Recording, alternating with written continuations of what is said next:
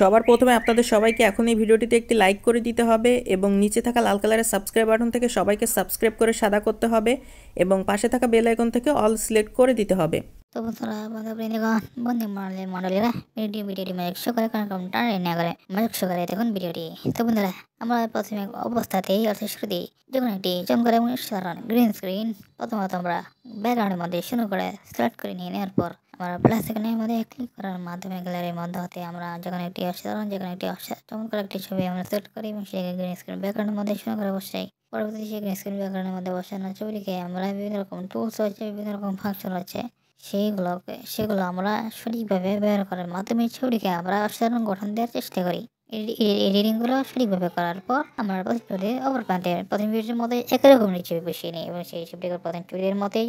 টুলসগুলো অপশনগুলো সঠিকভাবে ব্যবহার করার মাধ্যমে কাস্টমাইজ এবং এডিটিংগুলো করার পর গ্যালারিতে সেভ করি। তাহলে আমরা গ্রিন স্ক্রিন এডিটিং